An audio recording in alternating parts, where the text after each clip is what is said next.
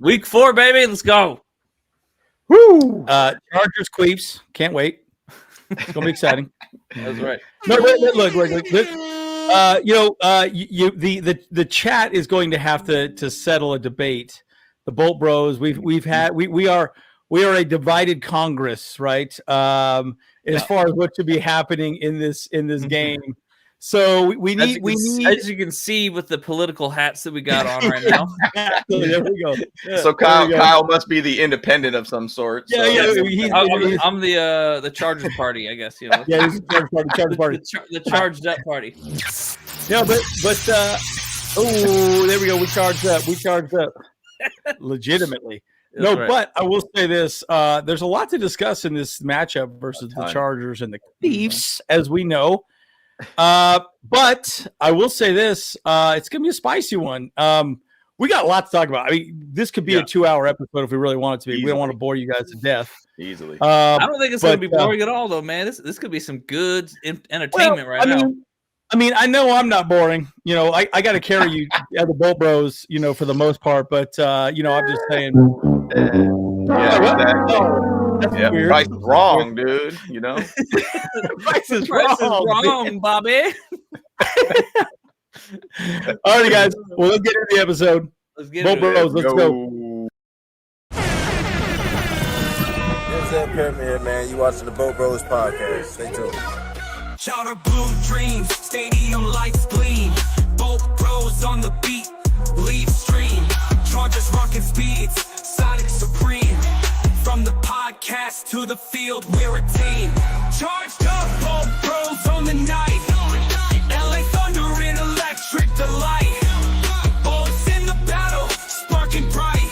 Charged up, ride the lightning, feel the fright.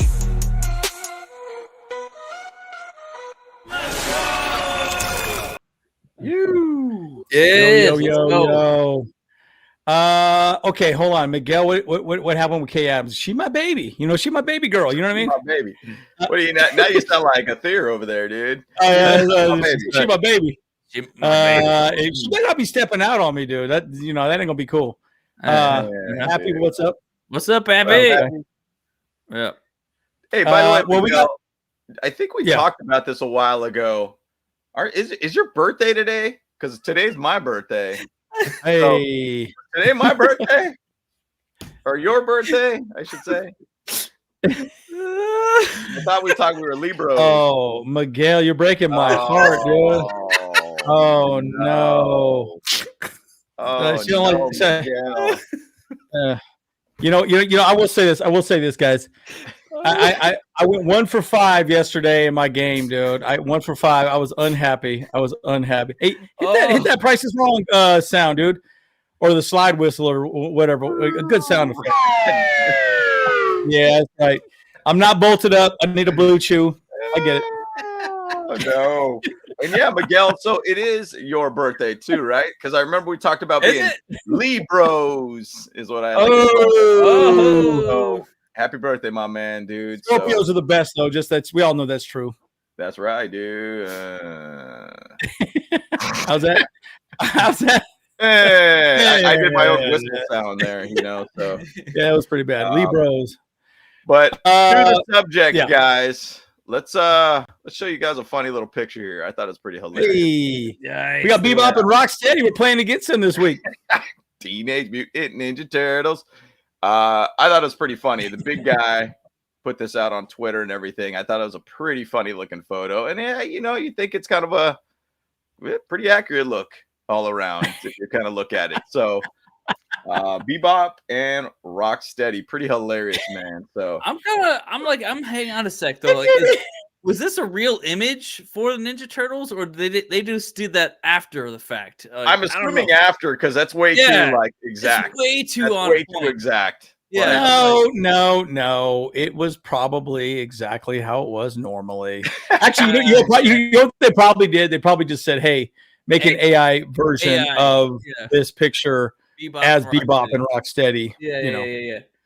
But hey, it's still funny, bros. I mean, let's not diminish the humor here. No, that's fantastic. I love it. I love it. This was from episode 7, season 4. That's what it was. Exactly. No, just all right. Let's look it up. Episode 17. Get up in there. Very specific. I like that. Yep. Yeah. Bebop and Rocksteady go to the club. That's what it was. Bebop and Rocksteady. What's up? Oh my goodness. Yeah. But that's I thought it was a funny image just to show. But I want to talk a little bit more about this one, guys. Yeah, this would be interesting, dude. Friday. Okay, if we're gonna keep on that political theme, political stuff loves to happen on a Friday afternoon, right? Right. And just kind of bury it because everybody's thinking about the weekend, kind of thing. This kind of slid out of nowhere on a Friday, by the way. Hey, by the way, the Chargers basically have sold 27% stake of the Los Angeles Chargers to Tom Gores, who is the current owner of the Detroit Pistons. Wild. Now, once again, it still needs to get approved by the NFL owners, which is next month. Basically, what they did was, and the whole breakdown was, Diaz Spanos, who has been chirping for the last 3 years, has been like, hey, look, I want to get out. I don't want to be a part of this Chargers ownership.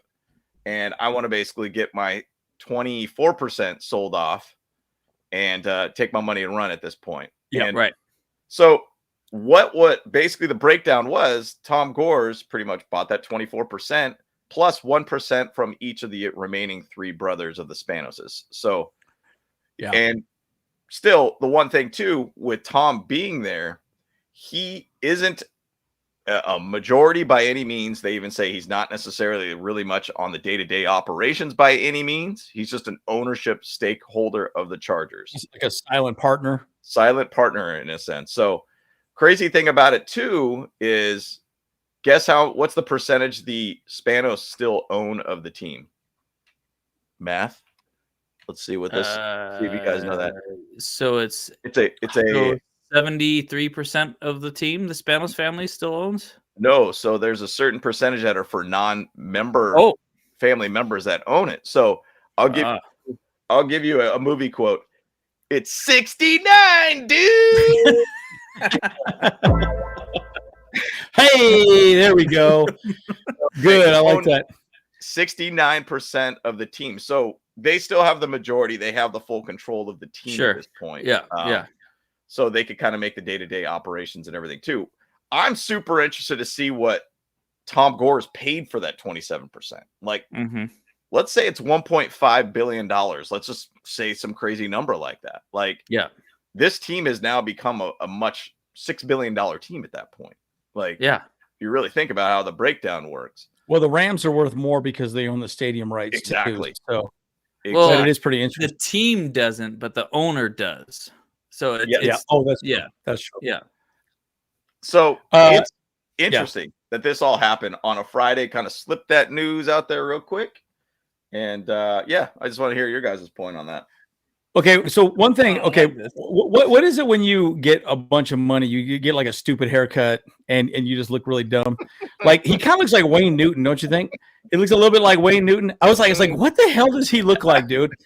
He looked like Wayne Newton, bro. Like, come on, for real. Like, look at the hair. Yeah. More hair. I mean, this is bad surgery right here. I mean, I don't know what the hell that is. I mean, right here, like, oh my god, like, boy, it's puffy. Heavy face. something happened here. Like, yikes. I don't know. He just turned kind of weird. He kind of looks like that little homie on Fantasy Island. Oh, the plane. But I'm just saying. Like, why is it when you get a bunch of money, you look like a weirdo, dude? It's strange to me. It is strange how that works that way. I don't understand why, like, even to say a lot of people that are like, I don't know, into some different alternative healing methods or something like that or whatnot. I always feel like they always have some sort of weird looking haircut. So yeah, it's super weird, man. Super weird. It's so funny. One thing I was going to say. Hey, it's always something weird. Like when you get rich, you just stop caring about your hair, man. Well, what do they say? They got when you got all that money, you got that FU money. So who cares? You know? I guess yeah. Well, yeah. He got all kinds of bitcoins, dude. He got bitcoins. Well, remember that, Andrew? Like when we met Adam Sandler, like on that film set, like he was like, He just had like a baggy shirt. I think he even had like bro. a hole in it. Yeah. And he was just wearing basketball shorts. doesn't care. Like I was like, what in the hell, dude? I was like, there's no It's way. like, That guy's a hobo. Wait, that's like Adam you Sandler. can't. There's no way you can't prove to me that that's Adam Sandler at all. But you got him close, and you're like, wait, this is Adam Sandler. Yeah. You literally said that's Adam Sandler. I'm like, shut up, that ain't him. I was like right next to him, like, no, that ain't him. There's no. What the hell? That's him. Yeah. Crazy, bro. Chilling. He looked hilarious.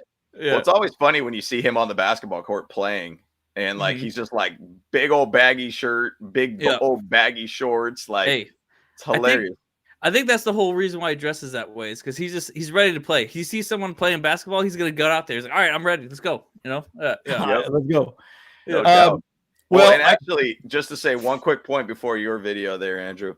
So with Tom Gores too being an owner and thinking, and I always kind of first thought, well, I know the Detroit Pistons have not been a very good team for a very good amount of years. The Detroit Pistons have only been to the playoffs twice under his ownership. And they had two like really, really bad back-to-back seasons, even like 25-game losing streaks and such too. So you hope at some point. Yeah, exactly. You ain't giving us good information. Would you give us some positive information? I want something. Tell me something good. The guy's already got a stupid haircut, right? Yeah, I'm just saying. It looks weird. Like he stuck his finger. I agree. I'm just saying. I don't want him to be full ownership. So let's hope this doesn't go down that direction at some point. And at the same side, you think with the Spanoses, hey, recently they've been spending money and making right decisions. So you hope that to keep them in that direction from this point on. On that same topic, though, I know a lot of people really were hoping that the Clippers owner was going to buy into the Chargers as well, because like they're close to each other now, but cool. It would be cool, but it's the same situation. They haven't really won many playoff games. That the Clippers, it would even add to the fire that everyone says that the Chargers are the Clippers of the NFL. Like it would just be like, 100% we are. We're just buying into that even more. Yep. Absolutely, man. So, well, let me show you this play right here, guys.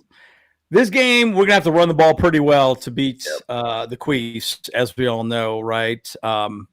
We hate them. They're the most hated team in the NFL right now. I don't know if you guys know that. 100%. Everyone hates them. The stupid refs. More about that later on, because there's a whole conspiracy with the whole Derwin James and the ref situation. But this is interesting little play. This is just GT counter. The guards are going to pull to the left. J.K. Dobbins. But, the reality is what's our offensive line going to look like, right? I mean, is Joe Alt going to play? We don't know yet exactly, but probably not going to play, I would assume. But this is an interesting one. But GT counter, that's guard tackle counter for people you don't know. GT, get it? Guard tackle counter. Yeah. Got it. I'm just saying, education. But by the way, I don't know if you guys know Darius Davis is even hurt too. How crazy is that? Like, what happened to Darius? And the reality is this, right? The Chiefs are a beatable team. Okay, we should start the debate at this point too, guys. Yep. Do we think we can beat the Chiefs? And I know the Bolt Bros. We had a spirited text message thread yesterday about that. And we'll get into that. We'll get into that. I'm getting ready. Yeah, getting ready. You got notes. I got notes. You got notes. But guys, in the chat, what do you guys think? I mean, because bottom line, there's a lot to discuss on that. There's a lot, and just to throw this out too, are they beatable? Well, Jim Harbaugh has some pretty good records against them. So I'm just going to throw this real quick out. First matchup ever between reigning college football national championship and a Super Bowl champion head coach. First time ever, which is crazy to think about that. Because you think of how many national championships have gone. A lot of those coaches generally do not end up going to the NFL and doing well enough, apparently. Yep. Very true. Pretty weird to be able to think about that. So it's reigning national championship for college versus a Super Bowl champion head coach. Pretty crazy to see. But throw this out here. This is the big slide. Let's go. Jim Harbaugh is 2-0 versus Andy Reid. So pretty cool to be able to see that. So, And I'll even throw one more stat on top of that. We can take these Zedites. We can take them. Take them. With science. It's science. We were raised on that movie, guys. Both bros were raised on that movie. It's the best. The best. 5 points if you know that movie. Yeah. Oh yeah, for sure. One more stat too with Jim Harbaugh versus Andy Reid as a coach in any sort of level, whatever team he's been on. As a player, he is 5-1 versus Andy Reid. So pretty good. So he's got a pretty good record right now against Andy Reid. So that's what we need. We need to see that magic happen again. And I do, to Andrew's point, they are a beatable team. We just need some Harbaugh magic this week because we got a lot of things moving around with this team and a lot of shifting of a lot of players and everything too. We need that magic to happen this week for sure. And think about what the media would be like. The Chargers do find a way to beat the Chiefs and how much hype. The hype would go from what's wrong with the Chiefs to not talk about the Chargers and what they did. You're right. Like, yeah, give zero credit to the Chargers for being a good team at all. Yeah, right. Yeah, they're the redheaded stepchild that nobody cares about. How do the Chiefs lose to these losers, dude? Nah, they are beatable. They're a beatable team, dude. Miguel got it right with Army of Darkness, baby. Let's go. Hey, let's go. Oh, there we go. Love it, man. Great movie, that. man. Like that. Great movie, but Magic Man. Magic. No. No. But great to be able to see Jim Harbaugh got a good record against Andy Reid. You know, that's awesome to see. And so game day threads, we are going with the powder blues and the gold pants. So powder blue and so yellow. How about that debate though? Do we like the yellow pants or not? Oh yeah. I'm not a fan of the yellow pants. What do you guys think in the chat? I'm down for him. I'm down for him a lot. Yeah. I'm down for him. I like it a lot. Like I think it's pretty cool, man, to see. Like, honestly, I think we should have an all yellow setup right there instead of yellow. I know. I was gonna say, what if you go all powder blue, top to bottom? That's one thing. Like, powder blue drip. Everything.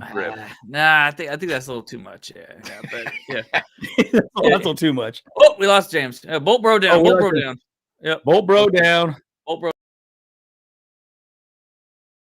Blue. Oh man. All right, guys. I don't know Here what happened there. There. We lost everybody. All of us. Holy all of us. Smokes. Yeah, man, you wrecking everything. What's going on here, dude? Well, I didn't do nothing. I didn't do nothing. And it's live TV for you, folks. Exactly. Right. Sometimes you go a little astray, dude. Actually, it's funny. Like on the stream, I don't even see James on the stream. But, no, it's there we go. It's weird. Good. Yeah, man. Yeah, I don't know. Hey, we're doing it live, guys. We're doing it live. We're doing it live. Mighty says yellow pants equal bunch of B words, dude. I love it. Oh man. Oh, you guys crack us up, man, for real. I'll get pants are the best. I'm down with the white personally. I'm loving them white unis, dude. All the clean white. But I'll give five for that one. Yeah. You got a what? I'm giving him a 5 for that one. 5. Oh, hey, 5 points. Yep, 5 points. Let's Pissy go. pants. Well, 5 points to Gryffindor. 5 points to Gryffindor. Hey, so this is good. We got Thule here. About to get sacked. And by the way, he's going to be playing pretty much the whole game with Bosa out. So it's good. Pretty interesting to see how that plays out. Yeah. And, again, they're rotating. But this is interesting. You got Mack, Thule, and Bud Dupree out here, which is pretty solid. So, look, the Chiefs' offensive line isn't amazing. They're okay. They're okay. But you got to be gap sound, right? We'll talk more about our offensive line, but this would be interesting to see how this plays out. But this is just a good example of Thule just having to, again, he's lined up as a defensive lineman. And look at this. Whoop, not today, Junior. You're down. No. You're on the ground. Ooh, he throws up the T. By the way, I don't think he was credited for a sack in this one. I don't quite understand why, which is really weird. That should have been a sack, in my opinion, because he's behind the line of scrimmage.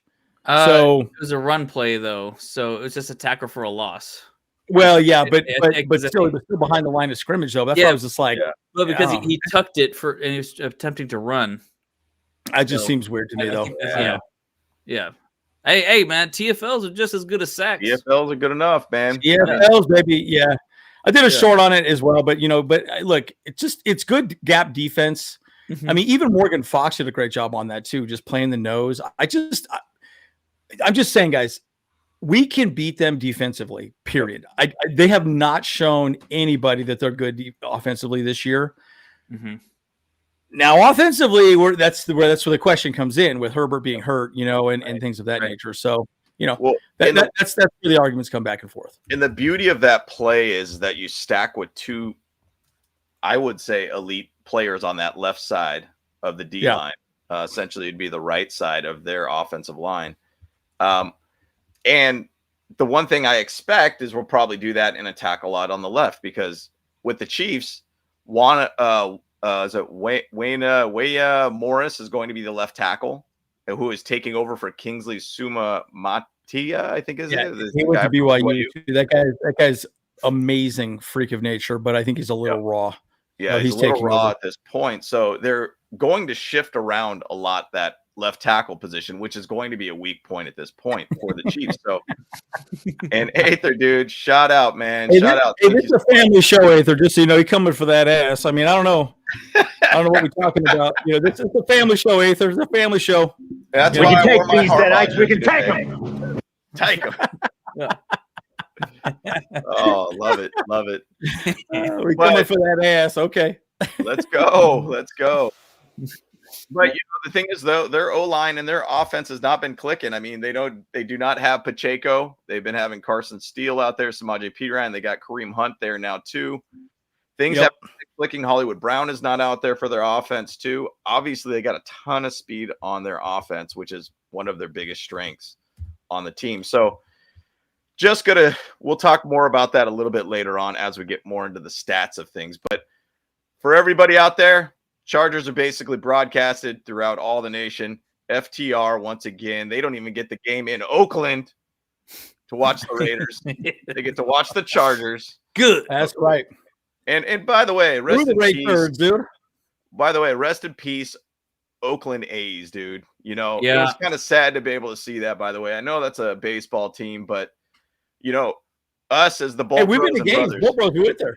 Yeah. We've been to A's games. We went to many A's games. A's Padres games. Yeah, we had that. A's Padres. Plenty of times been out there. So rest in peace to the Oakland A's. They are another Oakland team moving to Vegas, which is bonkers to see. But I think they're going to be playing in Sacramento, actually, I think, for the meantime. I want to say it's something weird like that. I heard something that they might be playing in Sacramento, not playing in Vegas or something. I don't know if there's some weird thing about that, because basically you can't really play out there in summertime with an open air stadium in Vegas, and so they said they're going to play, I think, out in Sacramento for the meantime or something weird like that. I heard some weird thing like that. I don't know, but either way, rest in peace, Oakland A's. Yep, another sports team leaving Oakland. Rip to Oakland though, because it's the first city ever to lose every sports team that they have ever had. Yeah, true. Crazy. Yeah, it is nuts. It is nuts. Oh yeah, that's right. Yeah, they're playing at the River Cats ballpark, because I think the River Cats ballpark is where I think that's their minor league team, if I remember correctly. So okay, which is really weird that the professional team is going to be playing a minor league team. Yeah, right. Whatever. Yeah. Crazy. It's crazy to see, man. But I don't know. I mean, Chargers played at a MLS soccer stadium. Soccer stadium. Hey, it's still football, baby. To the rest of the world, that's football. No doubt. That's true. Yeah. But once again, if you're in the red, you can watch it on your local broadcast, guys. So pretty cool to see. Basically, anywhere in the world, basically. Yep. I gotta. Maybe, let me show you this real quick. This is a sack by Khalil Mack. By the way, guys, again, I think the defense is going to win or lose this game right here for sure. And what's James doing over there? James doing over there? What is he doing? What are you doing? You doing a little? What? Take that down real quick. All of a sudden, I heard it move around, and I'm like, "Oh, that thing's gonna tip on over, dude." Straight up ADD. Well, you got a ghost in the back. The ghost of Marty Schottenheimer back there. Yeah. Oh my gosh, that is so. I was like, what's this guy doing? Anyways, but check this out. So Khalil, but by the way, guys, Khalil Mack is a freak of nature, dude. And notice this is just a 4-man rush right here, dude. And I mean, look, I think Jesse Minter still could be a little bit more creative in some of his blitzes as well, too. But he usually rushes 4 or 5. I think he only rushes 4 on this one, if I remember correctly. Yeah, just 4. Look at that. Whoop, swim move inside. Whoop, on the ground. And then Tito, by the way, Tito is hurt, some sort of neck injury, which is a bummer. So I don't know what's going to happen with Tito. But, dude, Tito's looking good. I think we're going to see more Tier Tart this week. But, man, you know, our defensive line has looked good. The one thing I will say, the 2 defensive linemen are going to have to be very gap sound. You got to keep up the middle. They're not going to pressure much. They're just going to keep the guys in the front. You got to make the edge rushers do most of the work because you don't want Mahomes bouncing out of the pocket, running downfield, right? That's just not what you want. So these 2 guys in the middle are just going to be very gap sound, gap destruction, take on double teams, and just try to get the edge rushers to do the work. Right. So I'm very curious to see what that game plan is going to look like this week. Yeah. You know, and that's the biggest key, in my opinion, with Patrick Mahomes. It is, and I think Jesse Minter talked about it earlier this week too. He said, "Hey, look, like the one thing about Patrick Mahomes is it's not just the beginning of the play; it's the entirety of the play." I think there's something weird like that, where basically he was talking about the ad lib type plays, off script type stuff is the things that you got to find a way to stop him from doing. He finds ways to basically keep a play extended. He finds a way to basically, you know, get a little bit of a run, find a way to open up some gaps and such too. So yeah, the thing is though, you got to contain Patrick Mahomes. You got to basically close the gap on him, not allow him to basically make things happen. I'm interested in winning this game, and I feel like we've been doing a lot better with this defense with Jesse Minter of holding the middle of the D line and not allowing a big gap in the middle for quarterbacks to run straight through our defense. And I feel like we've done that very, very well. And we obviously have a very good edge room too. So I think it's going to be an interesting thing to observe for this game. Can we contain Patrick Mahomes? And I feel like that's going to be a big key part of this game. Big time. Huge. I think that's 90% of it, right? You just got to limit it, right? And then Mahomes will throw 3 picks, 3 sacks. Sam will have a breakout game, and they're beatable, guys. They really are. And again, the other side of that conversation, as far as the offensive line is concerned, they don't have good edge rushers. Their edge rushers are not good. It's up the middle. It's is it Clark? What's his name? Clark? You're talking about Chris Jones. Jones, yes, Jones. I don't know why I keep thinking Clark. But my point is, up the middle is where the pressure is going to be. So you're going to either want to keep another running back in there or have someone like Matlock, sit in the back and put a little extra, blocks on him as well too. I mean, that's kind of my thought. Right. But, no, I agree. I mean, I think right now the Chiefs only have 7 sacks this season. They've been kind of a little bit lacking in that side of things too. So I do think that's going to be something to watch for sure in this game. I do say we got a different O-line this week too. So it's going to be interesting too. So just to throw this little stat out here, we all know the Chiefs. The Chiefs. We don't like this dude. We don't like this dude. Yeah. Nope. This is where I guess if I could try to get a color here of some sort. Turn on the pin. Get the pin. Turn on the pin. But yeah, we got to hook it up. This isn't me, by the way, Miguel. This is James. Miguel, hey. There we go. Oh, home guys. Give him a red mustache too. A red mustache. Some red glasses and stuff, Because he's got the Andy Reid mustache, dude. Oh yeah. He's got the Andy Reid mustache. He's ready for that Whataburger. That's great. But Sean Smith is the referee for the Chiefs versus the Chargers game, ranked number 1 out of 24 referees in road team win percentage since 2018. Last year, the home team won 17.65% of his games. His crew called. League average is 56.4. So pretty bad. So once again, Sean Smith is the guy that is now probably wearing this, Chiefs outfit over here, Trying to be. You should really let me be the crayon guy, dude. Because I don't know what that is. Are those supposed to be both there? That's bad, dude. I don't know what that is. I love the stash, dude. The red stash is great. The red stash is good. That's fire, dude. That's fire. I like it. One thing too, another note, Sean Smith, I want to say, if my memory serves me correct, during the Jaguars-Chargers playoff game, he was also the ref during that game, just throwing hankies all over on Joey Bosa and just kind of how it shifted that game and everything too. So it is one of those things, these refs love these Chiefs. And obviously last week, they even got some other calls against the Falcons too that probably should have been against them. So crazy to see. Yeah. It's a lot of hanky-panky is what you're saying. A lot of hanky-panky. And not the fun kind of hanky-panky. Hanky-panky. Yeah, that's right. Not the fun hanky-panky. All right. Hey, look at this. Let's go. Hey, here.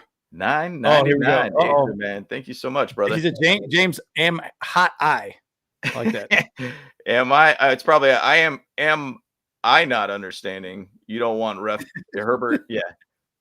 You don't want Herbert to get hurt, but you don't tell Coach Harbaugh who to play or not. I'm mad at the Chargers fans. Say lay down and roll over against the champs. Come on, my bro. No, and so once again, thank you, Aether. Appreciate it for the $9.99 there too. So this has been a debate that we had quite a bit. $9.99. Are you out of your mind? That's right. Yeah, is that what it was back in the day? Shit, I hit the wrong button. Wow, there we go. Hey, there we go. That was awesome. Yeah. So we're over there hitting buttons. Sorry, guys. We're doing it live. We're doing it live. So once again, if you think of like the analysts out there, okay, everybody says the Chargers aren't going to win against this team. So if you think on the paper and players that we're going to have out, I mean, our injury report is ridiculous all around. You think, okay, hey, look, nobody's going to give us a shot on this too. You think no O-line, you think issues there. Defensively, I think we're going to be there. We're definitely going to be there. We're going to keep this game interesting defensively. But do you want to put Justin Herbert behind an O-line that's just a little bit of a fractured O-line at this point? And do you want him to basically be a guy that's out there potentially getting injured further? I mean, we'll talk just shortly about that a little bit more in depth. I mean, unless you guys really want to get into that debate. Right now, if you guys want to, because that was a big topic all around, and it was kind of a heated topic all week. People were really split about it. Well, so maybe you should vote for which bolt bro you agree with. How about that? Oh, there you go. I am of the opinion that if you can play, you go out there and play. Doesn't matter. And you can never sit back and say, I got a boo-boo, because they're all hurt. Everyone is hurt out there. There's nobody that's out there that is not 100%. They got a shoulder issue. They got a back issue. They got something that they're dealing with. Yeah. So I know Herbert has had this ankle injury, and I know we're walking into a bye, but this is a division game, a team we absolutely despise and hate. We want to lose, or we're not playing to lose the game. And so sitting Herbert, and saying, all right, let's let Taylor Heinicke come in. Now, the argument could be made that if a healthy Taylor is better than a unhealthy Herbert, you would play Taylor, of course. But I think Herbert is that special that it doesn't really matter. And I do think that they could go max protect and keep him upright. Mm-hmm. The deciding factor for me is whether or not Justin Herbert feels that he can protect himself well enough. And he said that is the same thing as on his presser last week. So I think he plays. It sounds like he's going to play with even a busted up offensive line. So that's my take. Mm-hmm. What's your guys' takes? Kyle, I'll let you go. I know you got notes. You got notes. I got notes. Yeah. For me, it comes down to really this. I want him to play, no matter what. And make sure that he plays and stuff like that. At least the first half. If we're down, after the half or whatever like that, and there's really, it's looking pretty bad for us. I don't see it being a good idea to keep him out there when we already have a losing game. And obviously when it comes to his health, again, if he gets injured again, say he actually breaks his foot or something like that, the season's done. That's the end of the story. Like, yeah, because the reality is that like he is our most valuable asset on the team. Like in the drop off between him and Heineke is still astronomical. We looked at Madden ratings on Wednesday. He's like an 87. Heineke's like is not much of an improvement from Easton Stick. He's 68 points and stuff like that, But yeah, you got Slater out, so his blind side is going to be very vulnerable. Joe Alt's questionable, and our center, Boozman has been basically serviceable, and it's like, I mean, they really have to change their game plan up a lot, in order to make Justin Herbert actually do anything. I mean, he hasn't really been carrying the team like he has been in years past and stuff. So like our run game is going to be obviously like a number one priority. And then the short game is probably going to be the only other thing, because reality is like, yeah, I mean, you got to play if you want to win the game, no matter what. Like, and you play to win. But here's my notes. In the Sun Tzu's Art of War, a strategic retreat is always acceptable, especially when your troops are all beaten up and they cannot face an opponent that is, arguably in much better health than yours, because they only have one player out. We have on this injury list, we have literally half the team. This is the biggest injury list we've ever seen. So it's pretty gnarly. I as a fan, I'm 50-50 with it. Like bench him or play him only a half. That's my thoughts. Yeah. Yeah. And I just go back and say that's a loser mentality, right? Let's just give up the game or forfeit. Like that's ridiculous. And Harbaugh said the same thing. He's like, no. He's like, I never sat back and said my backups are going to get me hurt or get me. We're still out there to win the game. And it doesn't matter. The Chiefs are not they're not on cloud nine. They're not God's gift to football. They're beatable. And, you could argue about the refs and their calls, but hey, I don't care. You still got to go win the game, and I think Herbert's going to play. But you also can't worry about hypotheticals, right? You can't sit back and say, I'm going to get hurt if I play, right? That you could get hurt any play of any game of any hell. People get hurt falling off the steps of their house, So just saying, anything can happen. James, what are your thoughts? And then I'll go into Aether's question here. Yeah. So the way that I view it is you have 13 games after this one. You got a long season ahead of you, like very, very long season ahead of you. Now, once again, I understand the idea. It's like, hey, you don't just give up a game. You play to win the game, right? Good old bottom line. Yeah, you totally basically want to win the game. And you kind of look at it like this. Like, let's say you go out there and lose the game and we're 2-2. You're still right in the thick of everything with this playoffs. Playoffs is the goal for every single team at this 100%. Point. Yeah. Sure, you could win the division. Cool. Win the division is great. Yeah, absolutely. But I do think, bottom line, it's every team just wants to find a way to get a ticket to the show and to be able to get to the Super Bowl, essentially. So even if you lose this, you're 2-2 going in the bye week. You give a couple extra weeks ready for Justin Herbert's ankle to be 100%. Herbert did talk about his ankle feels better this Friday, yesterday, versus last Friday. So oddly enough, he said the whirlpool was the thing that was kind of helping him out. Basically a hot tub. Yeah, which is crazy. You're like, oh, wow. Yeah.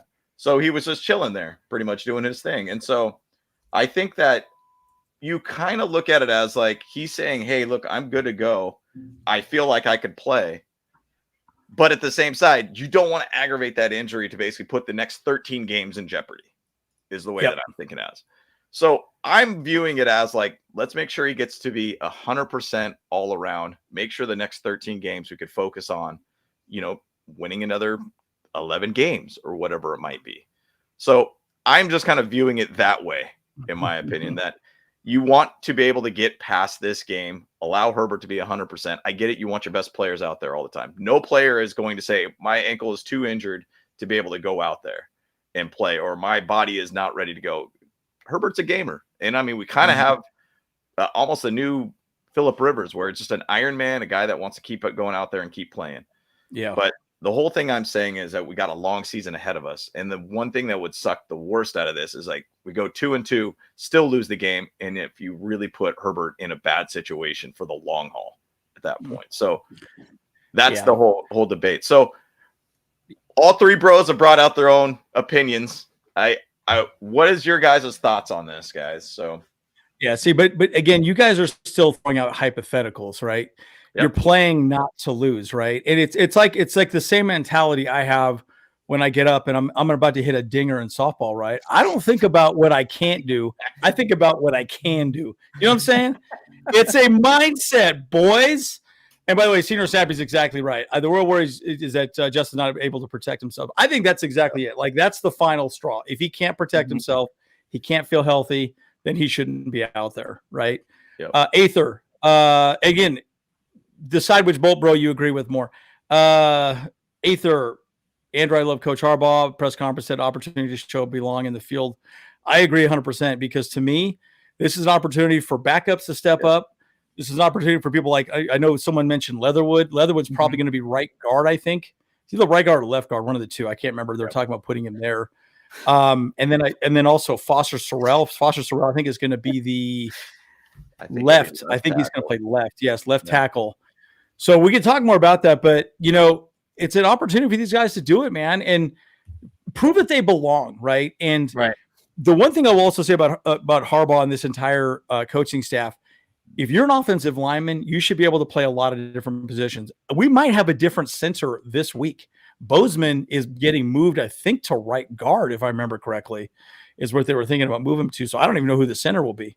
So that's going to be interesting. Yeah, Leatherwood. That's funny, Miguel. And it's funny. You haven't heard a whole heck of a lot from Leatherwood at all, too. So, well, he's been on the practice squad, too. Oh, and we did sign a guy, too, by the way. We signed we didn't talk about it yet, but we signed a guy named Braden Daniels, offensive lineman from the Utes.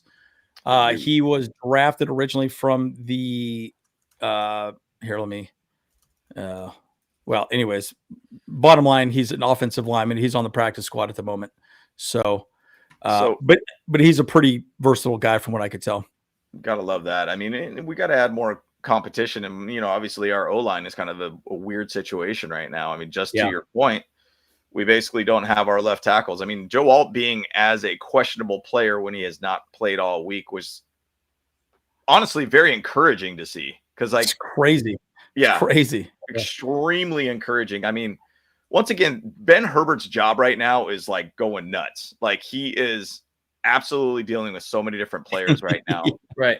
But at the same side, like it's great to be able to see like that we're not putting guys on the IR, which is great. Like, and we're finding ways to basically heal these guys up. If Joe Alt starts this game, plays the entire game, I would be stunned to see that. With a sprained MCL. Like, you need your knees, guys. You need your knees. Like, you can't go down with you can't go out there and play a game that requires you to use your legs pretty much and do it well. And if he goes out there and plays this Sunday, that would be phenomenal. Incredible. So, yeah. Either which way, guys, like this O-line is going to be interesting. Yeah, the Denver Broncos center on our practice squad is Mustafar, I believe his name. He's had a lot, and he's played a little bit of right guard in practice. I did a whole video about it yesterday. Right guard. Yep, right guard. So there's a lot of shifting of what's going on with this O-line, and it's going to be very interesting. Yep. It's going to be very interesting. Now, the way that I view it as a strategy side of things, you probably got to do a lot of two tight ends. You got to probably put out, you know, Hurst and Disley are going to be heavy on blocking on one way or another, with possibly Matlock just as an extra blocker in the back end. You're going to have to play a lot of power game this game. You're going to have to out muscle them essentially at this point. Like, yeah. Well, and the one thing I will say too, you can make the argument all day. Well, if we stack the box, you're not going to run the ball. It doesn't matter, right? Like, when I look at all these running plays, because I watch them all like a number of different times, it doesn't matter. You could still stack the box, and if you execute the play correctly, it could still break for a long, run. So you just stick with it. So to be fair, you almost could say, screw it, we're just going to run the ball, and then you stop us, right? Yep. And just beat the hell out of them by running the ball. Now, again, that puts a lot of pressure on your offensive line. Yep. Now, my other thought with Joe Alt is put a damn brace on his knee, right? You know, in college, if you play college football as an offensive lineman, they got knee braces, both the knees. Yeah. I always thought it was really weird to me that the offensive lineman for the NFL never wears those knee braces. At least those knee braces will keep your knees upright. I mean, if it feels hurt, great. Then be a little bit, relaxed. But a banged up Joe Alt is way better than anybody else that we could put out there on the right side, if possible. Right. So, that's my take. But again, you do worry about the kid's, long-term career. Absolutely. So see, Jamari Sawyer, left tackle, Zion Johnson. Yeah, that's probably, is that accurate, James? I think that's probably what the line's going to look like. I would believe so. Like, because Sawyer, he has the most time at left tackle of anything. So yeah, that would be my go-to with it. But I think what's his name? Harbaugh put him at right guard or something like that on the game or something like that, right? It was really weird. Yeah. Yeah, that seems about right. Now, I'm still not 100% off the bandwagon of need that, Mark. Yeah. Yeah, it's pretty good. Yeah, that's what we need, dude. I'm telling you right now, man. Good God, but I will say I don't think Sam Mustipher will start at center. I think Bozeman will still have another shot. We need the defibrillators out in the stands. And remember, we it's about it. Yeah. Well, and I'll say this, guys, we are still talking about. There's that rumor that we're trading for that center from the Panthers. What's that guy's? Why do we keep forgetting his name? Yeah, that's oh my gosh, he was on the Rams, and I did a video on him yesterday, and I cannot remember his dang name. It is Austin Corbett. Oh wow, I was way off. Yeah, you're way off, buddy. Oh wow, I'm having a mild stroke. Hold on, let me check out my Fitbit real quick. Let me see if I got a stroke. Yep, it says I'm okay. Jeez, that's right. Time for a blue chew. You gotta Andrew choose. Yeah, I gotta chew up. Mm-hmm. No, but who knows if that's gonna happen? And the thing is, in the video I made yesterday talking about Austin Corbett, it's just a big rumor at this point. If, say, for instance, the Panthers go out and win this week, they're 2-2. That would be probably, hey, we got a chance, guys. We're probably not going to move around a lot of guys at this point, So who knows if they start going back down in the dumps? I mean, yeah, I could see that maybe that they're going to end up trying to trade people off. Now, the thing is, though, too, with the whole Bryce Young trade that they made, which possibly could be one of the worst trades in the history of the NFL. They basically got to find ways to get more assets on this team. And so maybe they kind of look at it as hey, the season looks bad. Hey, we'll take a 4th round pick for this center that we got here. Yeah. Who knows? So, and we got plenty of comp picks too with this team. So, I mean, we could kind of adjust things quite a bit. And so far, our trades have been pretty good so far. It wouldn't be a 4th round pick. At best, it would be a 6th or a 7th or 2 7ths or something like that. He's a good center. He's not that great. He's okay. But, it wouldn't be a 4th round pick or anything. Miguel's talking smack about your softball game, dude. I know, it kind of hurts Miguel. Thought we was homies, bro.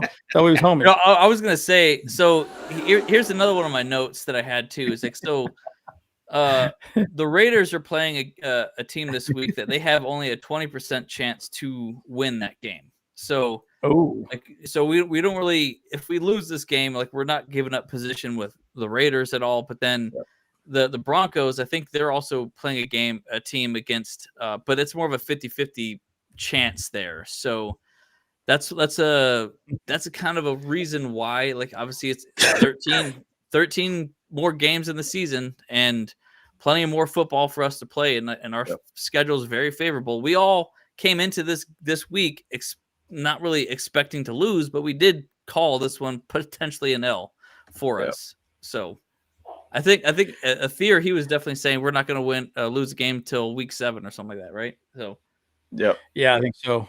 That's already out the window. Yeah, unfortunately. Yeah. But this is an interesting play, and this just gives you an example of how we need to play gap defense, especially with Mahomes. Now, again, by the way, the rumor was that we actually tried to trade for Justin Fields. We tried to go get him. Crazy. So which I would have loved to have him. Oh, that would have been amazing. Yeah. I think Justin Fields is a very good quarterback. I think he was on a really shitty team. And you could also say the same things about Bryce Young. Bryce Young, I think, is on a very bad team. But you could also say, hey, look, backup stepped up and he won the game. So, maybe there's a locker room issue as well, too. But Justin Fields has looked pretty good. But this is an interesting play. Just gap defense, not letting him scramble and get out of the pocket. It's going to be pretty big. I mean, look at this. See? Whoop. Sorry, you ain't getting away. Look at that. 3 dudes right there. I think that's T.R. Tart. No, it's 95 is Poona Ford. Yep. Poona Ford, man, he is emerging as like an incredible defensive lineman right now. Yep. But look at this. Great job. Just gap defense. And, he didn't make the tackle, but he did a great job of keeping him and pushing him outside, which I thought was really great because notice he comes in and then kind of works his way out. See? And then he forces him out. He's like, well, sorry, you ain't going nowhere, bro. I'm just saying, this is an example of good team defense. And that's my point. This is what we need to see this week. Yep. And that's the whole thing that's great about this is what we have to see with Patrick Mahomes. The way to beat Patrick Mahomes, keep him in the pocket. Don't let him do those like ad lib type of out of pocket type Mahomes magic per se. Like, you got to basically fill the gaps. The thing is, though, it's so encouraging to be able to see this defense and the way they've been playing. They have been playing very team-based looking defense. Yep. I mean, that's a very, very encouraging side of this whole game. This game, to be honest, is going to be won by, if we win it, it's going to be won based upon the defense. It's by the way, guys, the scary part is that you're already hearing teams talk about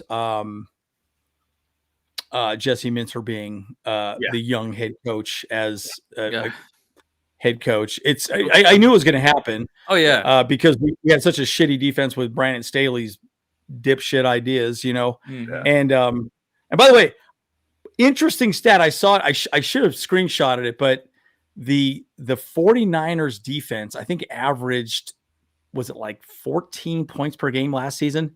Now they're averaging what just happened there? Averaged 14 points per game last season. Now they're averaging 21 points per game this season. So with the addition of Brandon Staley, their defense has gotten worse, right? So I'm just saying that, if you play just basic, simple defense, don't overcomplicate it. Keep it real simple and easy to understand. Makes a big difference. This is another good play here real quick. I mean, there's not a lot of good offensive plays this last game, as we know. But, just the defense looked great here. And I really look at it. Again, Poona Ford right there. Bounced him back out again. And again, again, the thing is, it's not going to show up as a stat that he got the tackle or anything. In fact, I don't even think I'm pretty sure it's not even showing up, but he beat his man and then made this guy, Najee Harris, bounce out. And look at it. That's amazing. Yep. It's just, so Thule probably got the tackle on that one. And I'm just saying, guys, like little things like that make a huge difference. And so this game is going to be won by these two. I'm telling you, the two defensive linemen are going to be probably the most important people for this game this week, in my opinion. Yep. Because if they can't run the ball, then they have to throw the ball, and that gives us an opportunity to get some, interceptions as well too. So, anyways, and keep him in the pocket. Oh, we got one more minute on this poll. I think I'm just doing a 10-minute one. So yeah. Cool. Oh, poll. Okay. I put a poll up there. Yeah. So let's pull up our offensive defensive stats for this game too. So this is what we've had 3 games into the season thus far. Offense points per game, 17th in the league at 19.3 points per game. But the beautiful thing is our defense is 3rd in the league, only allowing 11 points per game. That's great. Like, awesome. Now, I would love to see that points per game go up a bit. We definitely need to be able to get more into the 20s-ish. 24 would be kind of where I think we need to be at. But our defense knows how to stop teams and from scoring on us. I mean, that's the whole thing about this team, that I think that we have a great shot at finding a way to keep this a low-scoring game. I mean, the Chiefs' offense isn't clicking like the way that they normally are. There's a lot of faults with that offense at this point. So I think that's going to be an interesting thing to see. Now, our passing offense has not been very good. 125 yards per game, 31st in the league, versus our pass defense is 10th best in the league at 175. But obviously, our bread and butter is against the rush or rushing the ball, 152 yards per game, 7th in the league. Our rush defense is 6th best in the league at 91.7. So total offense, we're 25th in the league versus 6th for our defense. So we're finding ways to stop teams with kind of a lackluster offense at this point, too, which is kind of interesting to look at. But we got a lot of things that we could kind of work with. And once again, like the repeat and what Andrew is showing is a lot of defensive plays, because our defense is going to be absolutely key for this game. This is an absolute key game for the defense. Yeah, let me show you what we can't do. And this play right here kind of killed us. Well, it did kill us because it gave up an actual touchdown. Yep. Eventually, but right here, you got Asante Samuel. He's on the left side here. You won't see him, but he tries to go for the interception on Fields. Mm-hmm. He tries to go for the interception, and then he's got a long. Yep. And that was huge. They ended up getting in the end zone and scoring a touchdown. So, this is where Asante Samuel has his problems, right? He's not a great tackler, but in that situation, he was trying to go for the ball as an interception. Yep. And luckily, the rest of his team stepped up and made the tackle. But guys, you get the guy on the ground first. It's like anything else, when you're playing softball, or whatever, just catch the ball and then do something after with it, right? Yep. Don't worry about, the interception. And he does that a little bit too much. But I think it's also because he doesn't like to tackle. Like, he's not the best tackler as well, too. So it's something to keep in mind for sure. Yep. Yeah, and the thing is, though, going back to like Staley's defense, and he was a guy that I felt never really talked about the fundamentals of like tackling, and it was always like people were out of position, bad tackling, and everything too. That's one thing Asante Samuel definitely needs to work on his game. Get the player, not the ball, unless the ball is like so open up there and it's just a straight up beach ball coming at you, and you have the opportunity to pick it, go for it. But once again, get the player. Make sure he's down before you try to make a big move like that. I mean, the safety wasn't even there. It looked like Gilman went down to the guy in the flat, essentially. I'm going to give you a good example about that, too. Right. I'm going to give you a great example. And once again, Aether over here.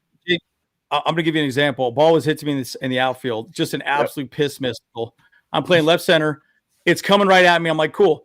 But I took my eye off it because I was hoping to throw somebody out that was going to be tagging up, or he was already off the base. And I took my eyes off the ball for a little bit. Ball hit literally the tip of my glove and went back all the way to the fence. Guy got an infield of the park home run. Catch the ball first and then make the play, right? And that's my point, right? Take the simpler.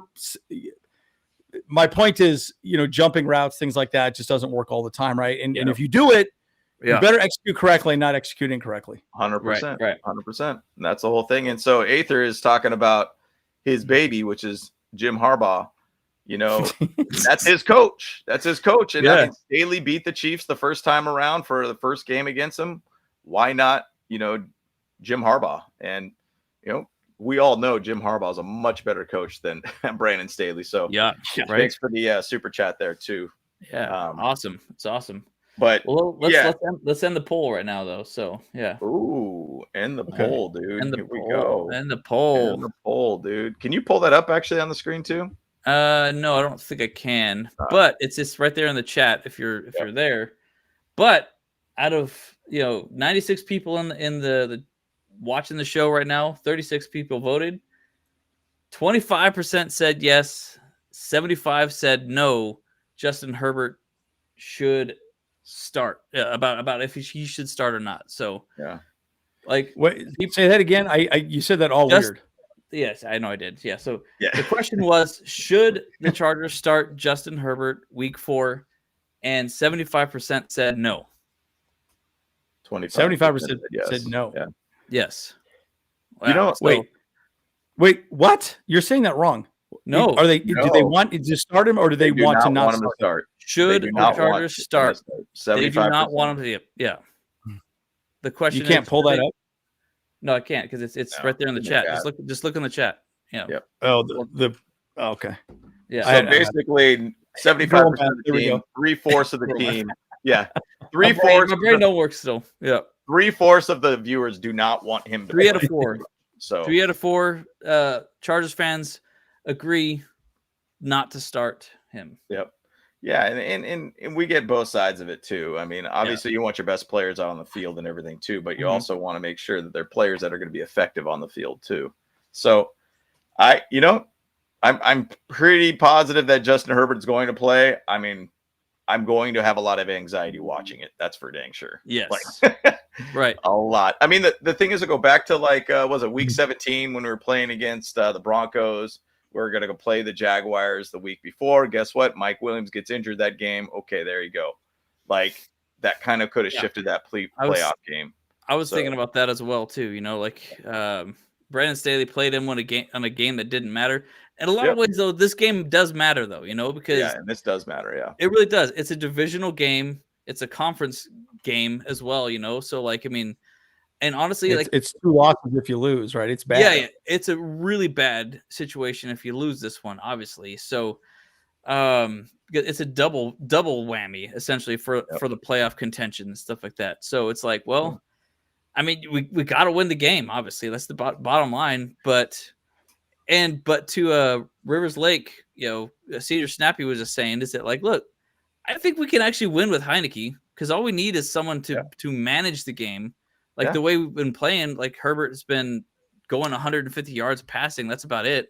Well, one of the questions I have is should Gus Edwards even be the running back behind J.K. Dobbins? Because he has been horrible up to this point. Right. And, do you start Haskins, with J.K., or do you try and get the rookie in there as well?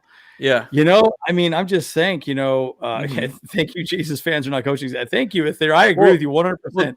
Didn't you? I think it's crazy that we wouldn't. They were saying let's not start Herbert. I still think that's the stupidest thing I've ever heard in my whole life. Sure, It makes no sense to me. And I get that we have more time, but it's his choice. And I honestly believe at the end of the day he'll be completely fine. Again, breaking an ankle does not happen very often in the NFL. It does not happen. Right. But you could re-aggravate it, make it worse. But he's got the whole bye week to get it fixed, right? So, I don't know. I just think it's crazy, and it's the Chiefs. So right. Anyways, that's my take. I'll just say this though too. There's always obviously some suspect things going on with the Chiefs week this week. We talked about it just briefly about the whole Derwin James getting suspended thing. Kelce thing. Yep. Travis Kelce has not had a very good season at all, and they just decide that tackle that he had against Freiermuth, who Freiermuth even said that he didn't think it was a dirty tackle at all, but they still suspended him this week, because even, and I don't know if you saw, but I posted this on our Instagram, but the Swifties, they're even analyzing footage these days when they say, oh, Travis Kelce was open. Why didn't you throw it to my boy? I'm about to cry right now, So it's so the NFL is paying attention to the Swifties and they realize that, what is Travis Kelce's kryptonite? It's Derwin James right now, So let's take him out of the game. Literally the best defensive player that the Chargers have off the board. So to shut him down even more, which is another conspiracy theory. Yeah, and it's crazy. Now, so the question is going to be on him. I would say Deion Henley stays on him personally. Okay, Deion would be really good. Deion would be good. Tony Jefferson might be. But I don't know that he's going to be out there all the time either. But I don't know. I think someone like Deion Henley would be go. You got 3 linebackers. You just put him right on him. Say, dude, white on rice. Don't let him go anywhere. I'm just saying this should be the game plan, right? 1 running back in here for protection, and you get the ball out quick, right? So this one goes to McConkey. I just think it's actually he didn't stay on protection. There we go. But look, I'm just quick slants. Just get the ball out fast, short plays. We haven't seen a lot of that this year, which is kind of, it's a little confusing to me because I just expected more of it, but we haven't seen any of it for the most part. And that's the one thing about, and I did a video about Greg Roman's offense some months ago and how he has a lot of long developing kind of routes. Yes. He needs to learn to be able to get these short, quick routes. And this is exactly what we have to do this game. Don't let Justin Herbert run around, get quick routes, quick outs, take small dink and dunks. I mean, you think about it like this. Like, if you could play this short game, I mean, I would assume at this point that probably I'd say the Chiefs would stack the box pretty heavily to kind of like clog the middle of the field, essentially. But you got to find a way to basically get the ball out of your hands. But the thing is, though, if you could get the ball out of Justin Herbert's hands quickly, it could also help out a little bit of the run game too. Just small hits, small movements is all you need to do at this game, and tire them out. Like, once again, the time of possession is going to be big in this game.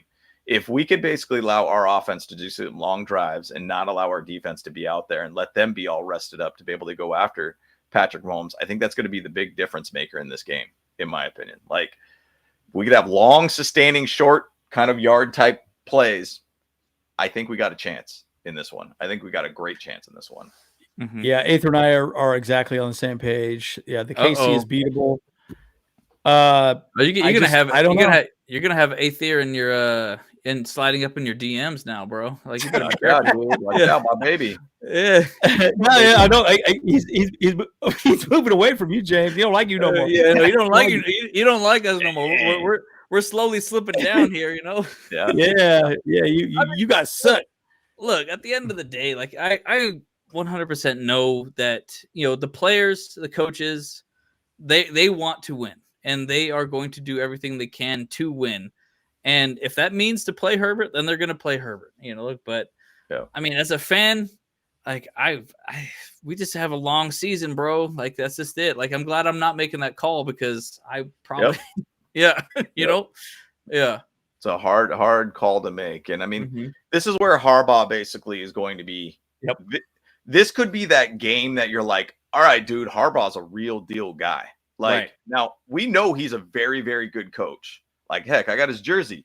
Like, I know he's a great coach. Like, the thing is, though, this is where your money is being spent to be able to make sure you could shift or change mid-game, or even with a situation that might seem a little dire, but find a way to get a stolen win out of this one. Like, this is that game that could solidify, as us Chargers fans, hey, man, this guy could find ways to win when things seem a little bit tough at this point.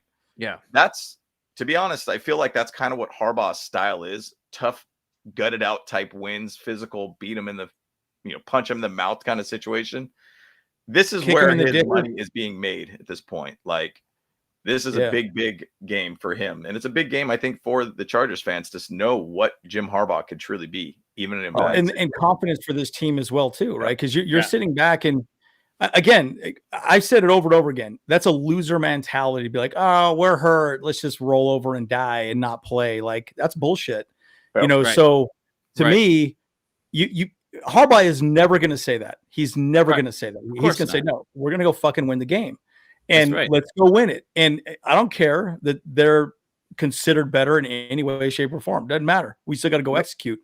To me, look, I'm not seeing anything here that shows me that the Chiefs are better than the Chargers. Just go back to the stats. We have better stats than them on every metric. Go back. Yeah, so it's if you think about it, points per game, we're about on same average, give or take. I mean, thing is, though, our categories, 25, we're at 19. Yep. So the thing is, though, the big thing is our defense, and defensively, yes, much better. Defensively, we're much better, which is crazy to think, because everybody talks about the Chiefs' defense as being like that defense, like, oh, they're great. Like, the thing is, though, like, all those other stats of, like, say, for instance, let's go back to this stat here. So they're allowing about 361 yards per game, number 26 in the NFL. That's not good. They're doing 328 yards per game, being 14th in the league. But the thing is, though, the stat that matters the most is always going to be this stat. Like, once again, the amount of points that you do not give up matters the most, in my opinion. And I think we have a great chance to be able to keep this game pretty dang slow, or low, and low, like a brisket. The Chargers want an ugly game. The Chargers want an ugly game. 100%. They want to drive the ball down the field, just keep running the ball. They're going to rotate running backs. They're just going to get ugly and just move it down the field. Short passes, long drives, get the defense tired, and then just run over them at the end. Mark, this is perfect. This is exactly what I'm trying to say. You said this better than I did. Can't coach what might happen. Because you guys are assuming that the worst is going to happen.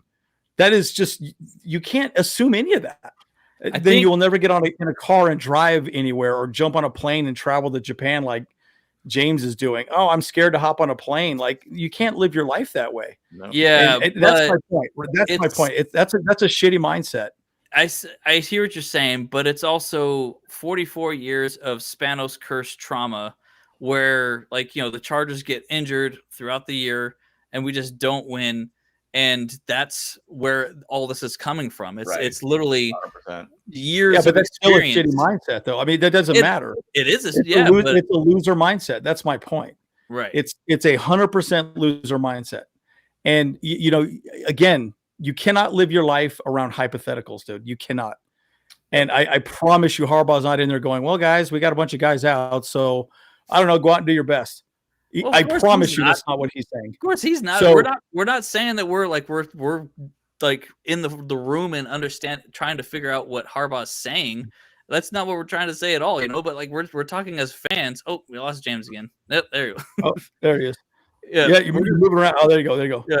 No, we're just sitting there talking as fans, and we're concerned that our quarterback, if he gets hurt, then our season's done. Period. Yeah, but again, you're talking about a hypothetical, something that has not happened, and you can't live your life that way. Well, you can't coach that way. Happened. He got hurt week 2. But that does not mean it's going to happen. That's my point, right? You could sit back all day. I don't care. Monkeys could fly out my ass. So what? I'm just saying that won't happen. I'm just saying it's like, this is partially why I hate hypothetical questions. Right. Well, what if this happened? What if that happened? Who the fuck cares? What happened? That's all that matters, right? That's the difference. And I don't know.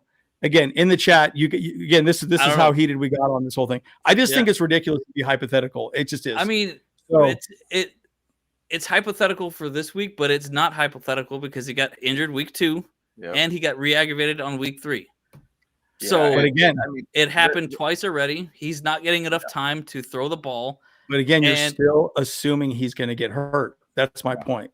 You're assuming all of these things. That's my point. It's not necessarily assuming. It's just looking at stats, looking at how much time he has and what his pass protection has been.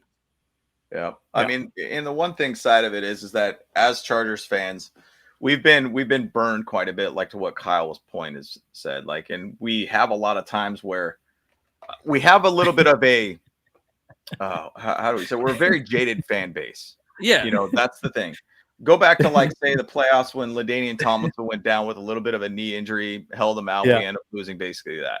We say, hey, look, like, Phillip Rivers blows out both of his knees. We go to an AFC championship game against the Patriots. We end up losing that game. Like, it's the thing is, though, we just don't want to be able to say, hey, week 4, guess what? This happens to Justin Herbert. The season is looking pretty bad at this point. Now, once again, going back to my point, this is a game that could actually tell us Jim Harbaugh is the real deal and could find a way to win a game even in bad situations. Yeah. And so there is a lot of it to it. Bottom line, the whole scale of this whole entire argument is we don't want to see a bad situation happen quickly. And that's the thing. We want to make sure we have football to watch for the rest of the season. We want to see Justin Herbert out there healthy. We want to see him out there doing what we know he does. And so that's really what it all breaks down to in this game. Yeah, and again, this is just another good exactly, Miguel. Again, oldest, smartest, better looking. I get it. So, but this is a good play right here. Bottom line, I mean, again, this is my point. Herbert does such a good job at this. Calm, throws the ball. I just don't know that Heinicke would be able to do that as well, Sure. And I don't know. There's just so much more that he brings. My other argument is, is a 75% Justin Herbert better than 100% Taylor Heinicke? I would argue yes, right? So, again, I would also say, look, get the ball out. I think I will say this, Herbert has held onto the ball a lot longer. I think there was a stat I read that he's been holding the ball, I think it's like 2.75 seconds every play in the pocket on average, which in the NFL, you want to be under 2 seconds. Yep. So he's holding the ball a little too much. So he needs to get the ball out faster. Now, I don't know if that's the offensive play or is it him not releasing the ball himself? Right. I don't know. but it's something to think about. At least this week, I'd be doing a lot of slants. I'd be doing a lot of comebacks. I'd be doing a lot of really short passes. Go back to the Tom Brady playbook, right? Just get the ball out under 2 seconds is what I would do. 100%. And that also could be a factor of the wide receivers not being able to get enough space for Herbert to be confident enough to throw it to them, too. So, and we're also getting Palmer back this week. Yeah, too, so I mean that's a huge factor as well. Getting him back will be huge. Yeah. Yeah, because Palmer and they know each other really well. And by the way, what's up with DJ Chark? Who knows what's going on with him as well too? But he's on the IR. He'll be back after the bye week. Yeah, which is good, But golly, dude, it would just be so nice to have him there. Look at Cam Hayward. By the way, watch Zion Johnson on Cam Hayward here. Dude, Cam Hayward's a stud, but Zion does a pretty good job here. Watch right here. This is. I wanted to point this out. I forgot to mention this, but watch this. I like that comment from Brandon right here, though. Yeah, great comment. Look at this. Look at that. He pretty much manned him up. He got down to his knees on that one. I know, but those are two strong dudes, man. Very strong. Very strong. Well, and the one thing too, like I feel like the X factor to this game is Josh Palmer. Like. A continuity guy, the guy that knows and plays with Justin Herbert, having him back for this game could really open up this game a lot too. I mean, Ladd McConkey has actually done a pretty good job on third down situations, separation. He's actually been one of the best in the league for that. But I do think that it is a big thing to be able to have Palmer back in here. And going back to Brandon's comment too about and this is what it is. And this is, I think, what a lot of fans are thinking too. And this is where my mindset at. And I understand both ways, loser mentality, whatever it is. You play to win the game. Totally get it. Understand it 100%. If we were 0-3 like the Jags or Bengals, basically the season is on the line. Like at that point, they have got to win or it's a wrap pretty much. Yep. I'd suit Herbert up without question, but a 2-2 could be the worst case scenario. And that's fine. Yeah. That's not a bad situation. That's where my point was in the beginning. And I'm like, hey, look, 2-2, you're still in the thick of things. The goal is, I think everybody wants to say, we want to beat the Chiefs because we want the division. Cool. I get it. I understand it. I just want a playoff ticket so we could try to do damage from that point. Like, it still might lose us a spot in the playoffs. That's my point, because it's a division game. Sure. And I guess that's my point, right? It doesn't matter. They're all hurt out there. Everyone is hurt. There is not one player out there on the field that's played at all that is not 100% healthy. They have a knee issue. They have a hip issue.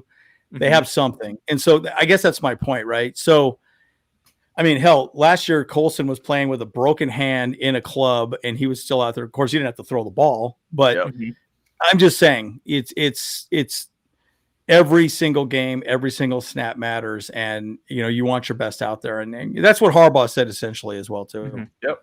Right. Yeah. No doubt. Oh, here we go. No guts, no glory. Yeah, that's right. You got to risk it for the brisket, right? But I guess to the opposite point, the same side goes. It's like, look,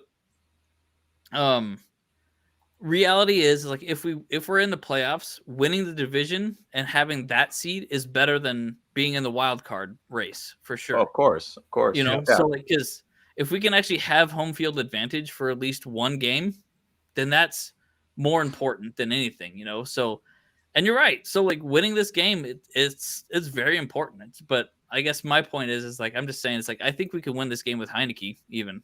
So with the way that we've been playing, that's kind of my thoughts on it. Well, but the argument is Heineke doesn't know the playbook, right? He'd have a very limited skill set on the playbook, and he doesn't have consistency with the players either, right? So you're asking a guy that's been with the team for 3 weeks now to step in. That's a lot to ask. That's all I'm saying. And yes, he's a veteran player, but it's too much. I mean, a stick ain't going out there. But if you had Heineke, he's only going to have, maybe a quarter of the playbook, I would say. And that's a problem, right? If you want to switch up to something else, sorry, we can't do it, Right. So I'm going to throw out in the chat here. So what's the over and under of amount of ref calls that they're going to benefit? There you go. Yeah. Freaking game. Well, our Chargers have averaged about 5.5 penalties against us every single game this year so far. Yeah. Like 7. Yeah. So I would say that it would, that's our average. I would say 4.5, is the over under, I mean, it's crazy when you look at the stats of like the amount of called back interceptions that Mahomes has had in his career. And it's like more than ridiculous. Tom Brady, basically. Yeah. And it's like, it's ridiculous, man. I mean, the amount of things that happen and get in favor of the Chiefs is incredible. So I don't know if you guys want to jump into some last thoughts or anything. Cause I know. I'll say this with Aether here. Comrade, you can't get playoff games unless you win the division. And again, I've been upgraded to Darling now. Yeah, the Darling. Yeah. But to my point with Aether too, I just think, this will be my final thoughts. We're playing the Chiefs, guys. Like, I'm sorry. We need to send a message that we're legit and we actually aren't a bunch of candy asses like we have been in the past. And so, again, I could get heated up on this conversation because I think Herbert, if he's able to go, he needs to go, period. Yeah. Just like any other player on that team, now again, you can't win with hypotheticals. You can't sit back and say, oh, this could happen. This could happen. It hasn't happened yet. At the end of the day, you got to go out there and win. And this is a huge game, guys. I mean, we're playing the Chiefs. If we want to win the division, it goes through the Chiefs. And this is also a good opportunity for someone like Justin Herbert, who has had a lot of criticism put his direction, saying he can't win the big game, to step up and show people that he's the man. And so I'm excited for him, which I do think he'll play, give him an opportunity to shut up the haters, like the Ouchos and all those assholes. So that's my take. So anyways, my final thoughts. It's funny how Oucho's like on the bandwagon of the Chargers now, which is hilarious. Tua goes down. Yeah, now he's his guy too. And I was like, oh yeah, I've always been a fan of Justin Herbert. Right, dude. Hey Kyle, why don't you talk about sleeper here too? We got the ticker going up there as well too. I've had the ticker going up here for a minute. Yeah. But is the link down below? Where's it at? The link is in our main thing. That is the beacons.ai/Bolt Bros. Could you put a link in the video down here too as well?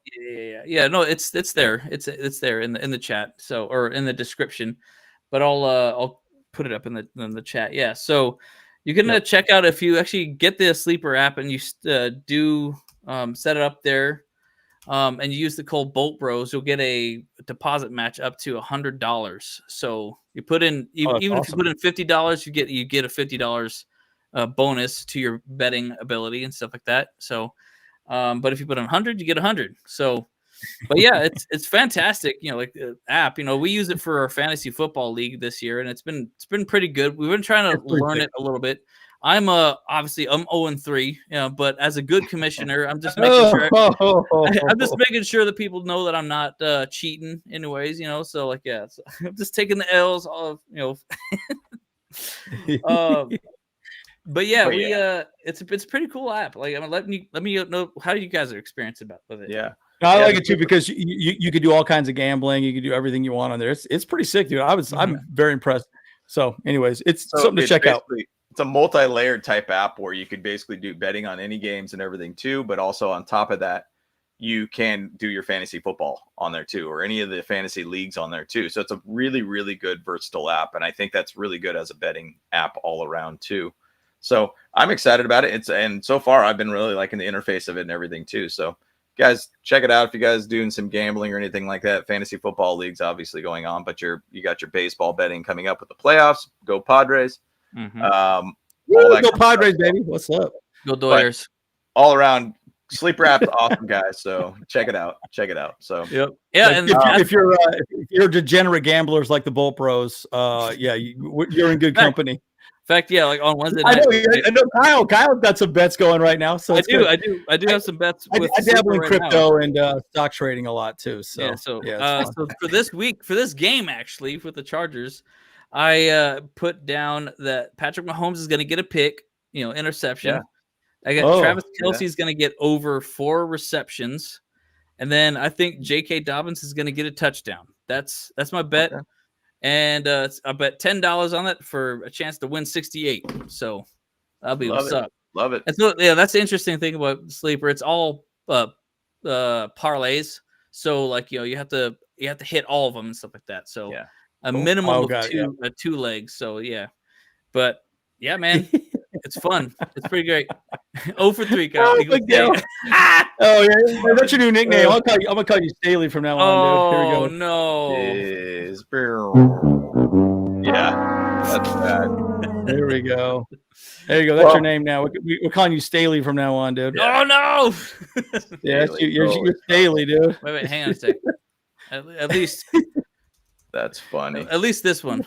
Big Ball Staley. There you go. Big Ball Staley. That's good too. I like that. Yeah. Big Ball Staley. Big Ball Staley.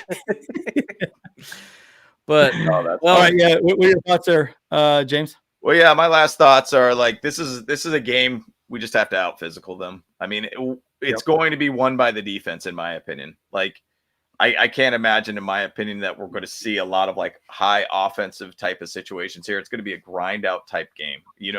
Like I said earlier, I mean, I essentially already gave you all my thoughts. Is that we need to have long, sustaining, short type play type drives. We need to make sure the time of possession game favors the Chargers at this point. Keep Mahomes off the field. Think about the days where it was like Brady, Manning. The best way to be able to win the game is keep him off the field. That's what we have to do with this game. Now, if the offense could just kind of do those long sustaining drives, if our run game could get going, that's going to be huge for us for this game. So my thing is we could do that. And if our defense could go out there being hungry, we could find a way to stop the Chiefs on this one. So it'd be a big, big win. And once again, I think it was Pappy in the chat talked about, trust in Harbaugh. And this is a game that will build the trust for Harbaugh. If he goes out there and wins this game, this would be a huge trust builder for a jaded fan base, just like the Chargers fans here. So that's my last thoughts. And I once again, I think there's some people talking about, meeting up for the game. I'm going to be on a plane during the game. So I'm hoping I could watch the game on the plane. So unfortunately, I won't be able to be out here. You better buy that Wi-Fi package, bro. That's it. That's all I know. Well, he's flying to Japan, dude. How dare he? And by the way, this is a missed opportunity. Bolt Bros in Korea, Bolt Bros in Japan. You know what I mean? We can do a whole episode, dude. Hey, I could shoot over just some thoughts while I'm out there. Why not? Yeah, I like that idea. Yeah. We need to do that. We need to do that. Come on. Bolt Bros in Korea, too, or something like that. Some travel things, shoot, Yeah, that's right. That'd be great. We'll travel episode.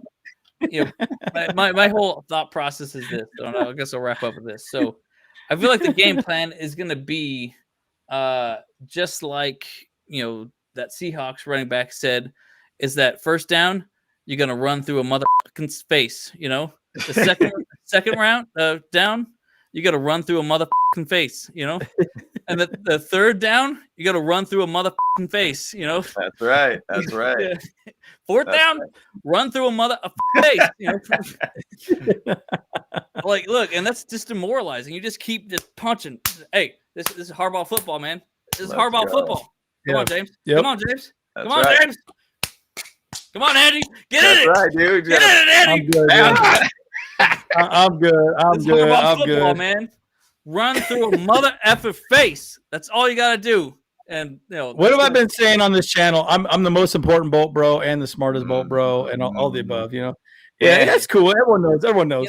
You keep talking, and this is all I keep hearing. Yeah. Ouch. That's it. All right, guys. Well, hey, we're going to be cheering. Obviously, going to be exciting. We'll have to see how it plays out. But, I guess that's it, huh? We're going to end it now? I think so. Let's go ahead and end it now, guys. Good. So, fun game this weekend. Looking forward to it, guys. Let's get it. Let's get it. We're the Bolt Bros. Bolt Bros. Let's go. Let's go. Hey, what's up? Cameron Dick here watching Bolt Bros podcast.